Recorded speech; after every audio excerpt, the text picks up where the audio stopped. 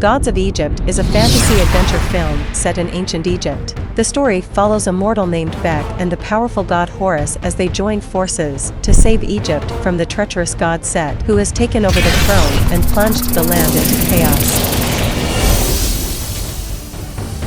The film begins with a narration explaining that legend has it that Egypt was where civilization began. In this world, gods lived alongside humans, working together to shape a prosperous land for both groups. Osiris, the son of Ra, governed this land while his brother Set was confined to the desert, which made him resentful. The moment arrives for Horus, Osiris' son, to step up and become the new king. Bek, a young mortal, snatches a dress from a market stall to gift to his beloved Zaya. They're getting ready to attend the coronation ceremony, happening later that day. After a night of intense drinking with the gods, Horus is found passed out. His romantic partner is Hathor, the goddess of love. His deep affection for Hathor leads him to present her with a significant Egyptian artifact, the bracelet of 42 stars, renowned for its ability to ward off demons. The moment arrives for the coronation event. Bek, Zaya, and the entire city gather for the occasion. Osiris and his wife Isis step forward with their son, prepared to pass on the leadership to him. However, Set appears at the last minute, bringing a gift for Horus, a battle horn. When Horus blows into the horn, Set's army assembles at the front. It turns out that Set is orchestrating a coup against his brother and nephew. He challenges Osiris to a battle, but Osiris declines.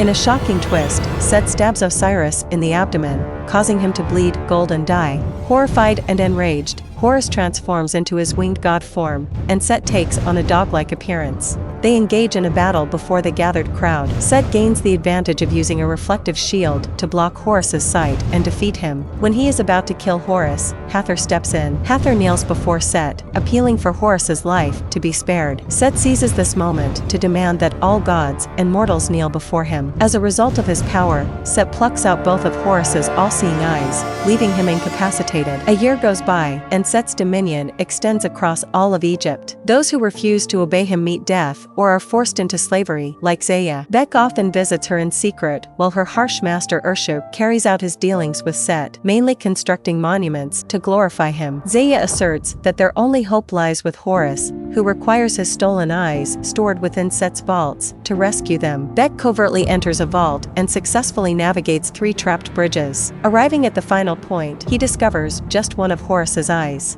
Nevertheless, this solitary eye possesses significant strength and brilliance, effectively deterring scorpions lurking below. Bek, determined to rescue Zaya, makes his way back to Urshu's residence, only to find Urshu and his guards lying in wait for him. In a daring move, Bek extracts the eye, unleashing a blinding, radiant light that provides cover for his and Zaya's escape. Tragically, as they flee, Zaya is tragically hit by an arrow fired by Urshu. She expresses her enduring love for Bek and reassures him that death cannot separate them before her life slips away, leaving Bek in profound grief. Bek reaches Horus's dilapidated dwelling, where the fallen god resides in wretched conditions. He implores Horus for assistance, but Horus remains steadfastly unwilling until Bek unveils the eye. A brief skirmish ensues between the two, concluding when Bek proposes a pact. He'll retrieve Horus's other eye if Horus aids in resurrecting Zaya. Despite the inherent impossibility of this task, Horus agrees. At that moment, Horus summons Anubis to facilitate Zaya's journey to the afterlife, with the caveat that Bek must intervene before she reaches the ultimate threshold. Set discovers that his vault has been breached and subsequently journeys to Horus's now vacant abode, where he makes a grim discovery. Zaya's lifeless form is concealed beneath the floor, realizing the unfolding situation. In response, Set mobilizes his formidable army, directing them toward the residence of another deity, Nephthys, who had been Horus's spouse. In a cruel act of aggression, Set brutally falls her and ruthlessly severs her wings. Horus escorts Bek to the pinnacle of a pyramid to entreat his grandfather, Ra, for assistance. Ra responds to his plea, granting Horus the ability to transform into his divine form, enabling them to ascend to Ra's dwelling in proximity to the sun. Ra is engaged in an ongoing battle against Apep, the deity of chaos manifesting as a colossal obsidian cloud. Horus seeks his grandfather's aid in vanquishing Set, and Ra consents. Ra also also permits Horus to draw special water from the Nile with the purpose of quenching the arid deserts and diminishing Set's potency. After returning to Earth, Horus instructs Bek to get some water to drink. As Bek was gathering water nearby the waterfall, he was suddenly attacked by Set's Minotaur army, commanded by Nevis. Thankfully, Horus swiftly intervenes, effortlessly vanquishing the assailants. Yet, during a conversation with Bek, Nevis manages to strike Horus with a massive boulder, causing them both to tumble over the waterfall. Remarkably, they survive the fall. Nevis returns to Set, meeting a grim fate for his failure, prompting Set to dispatch his formidable hunters in pursuit of Horus. Hathor, held captive under Set's dominion, makes a daring decision to rise against his authority. Grasping her protective bracelet that repels evil forces, she removes it, immersing herself in the realm of sinister spirits until she reinstates the bracelet, transporting herself to a distant location far from Set's influence. In the desert, Horus and Bek find themselves relentlessly pursued by Set's hunters, Astarte and Atat, each mounted on fire-breathing serpents. The antagonists close in on the heroes, and in a decisive move, Horus ensnares Atat, causing her serpent to plummet over a cliff to a fatal demise. Just as the situation intensifies, Hathor arrives and exerts her authority, compelling Astarte's serpent to self-immolate, resulting in both the serpent and Astarte meeting a fiery end. The trio proceeds on their expedition. To access the vault and reclaim the second eye, they are required to solve the Sphinx's riddle. They make their way to the sanctuary of Thoth, the deity of wisdom. Prior to entering, Hathor instructs Bek to fetch water for her. However, as Bek's affections lie elsewhere, Hathor's abilities have no sway over him. He confides in her about Zaya. Despite possessing extensive knowledge, Thoth exhibits vanity and employs numerous duplicates of himself to carry out tasks. Bek cleverly manipulates his ego, persuading him to offer assistance. Thoth joins forces with the trio just as they confront the Sphinx. In the desert, Hathor successfully establishes a connection with Zaya from a distant realm, conveying Bek's endeavor to rescue her.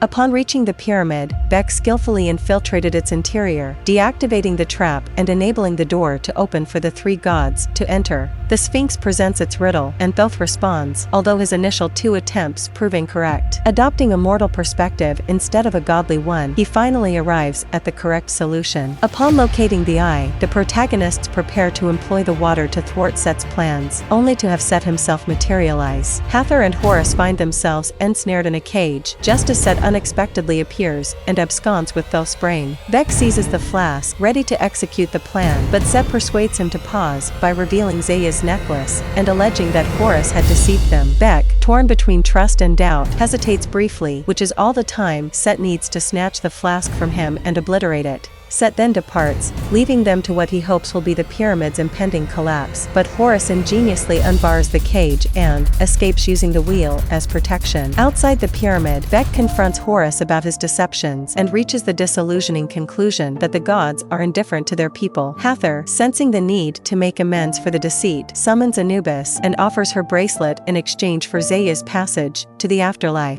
Anubis agrees, and Hathor shares a kiss with Horus before being taken away, leaving her bracelet behind. Equipped with Hathor's bracelet, Bek is transported to the underworld, where he begins his search for Zaya amidst the queue in front of the gate. Here, the affluent can pay for the afterlife, while the less fortunate face dissolution. Simultaneously, Set intensifies the potency of his beastly transformation by incorporating Thoth's brain, Osiris' heart, Horus's eye, and Nephthys' wings into his enchanted armor, and journeys to Ra's abode, where he confronts Ra with his frustration regarding his predetermined fate. He admonishes Ra for denying him the opportunity to become a parent. In response, Ra explains that this was a component of a trial Set has not yet successfully completed.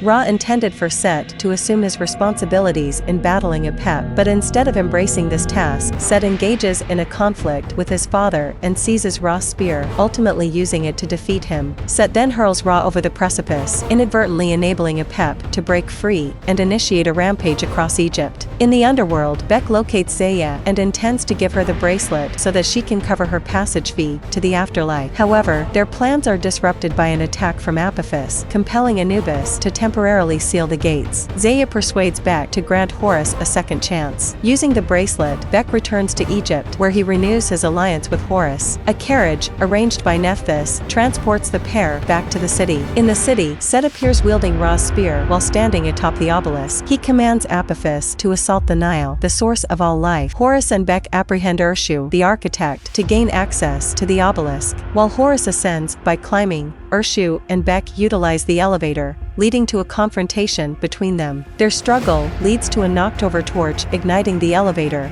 engulfing it in flames. Reacting quickly, Beck secures his rope to the wall, leaping off the elevator before the fire takes control. The elevator plummets downward, carrying Urshu along with it. Meanwhile, atop the obelisk, Horus confronts Set, initiating another round of combat. Set perceives himself as victorious, but in reality, Horus serves as a diversion while Beck executes a stealthy assault. Equipping himself with armor, Set attacks Beck, who deftly removes the eye from the helmet before being pushed away. In an unexpected turn, Beck hurls the eye toward Horus, who chooses to prioritize saving Beck over reclaiming the eye. With apologies exchanged, Horus once again transforms into his beastly form, recognizing that acts of kindness, not greed, determine one's true value. After setting Beck safely down, Horus renews his clash with Set within the obelisk. By strategically striking the walls, Horus induces the structure's collapse, ultimately causing the debris to strike Set. As Set crashes to the ground, Horus administers the final blow using Ra's spear. Subsequently, Horus soars to the solar vessel, returning Ra's spear to him. Ra's rejuvenated vigor is instantaneously restored. Swiftly engaging Apophis, Ra successfully repels the threat, allowing Anubis to reopen the gates. Horus returns to Egypt, where a child presents him with his missing eye found on the ground. Upon checking on Beck, Horus discovers the injury inflicted by Set's push, resulting in Beck's tragic demise. Overwhelmed by sorrow, Horus transports Beck's body to his temple, where he can rest beside Zaya. In an unexpected twist, Ra materializes and revives the young couple, expressing gratitude to Horus for his assistance. In the days that follow, life is restored to Egypt's once ailing lands. The populace regains their freedom, and Horus is formally crowned king under Thoth's supervision. Among his initial acts, Horus rectifies the afterlife's rules, emphasizing that one's benevolent actions, not material wealth, determine passage. Named chief advisor to the king, Beck returns the bracelet to Horus, who departs for the underworld to rescue Hathor. And the movie concludes here. Thank you for watching, and I highly recommend watching the entire movie as it is incredibly enjoyable. If you haven't already, please consider subscribing to our channel, so you can stay updated and receive notifications whenever we upload new videos.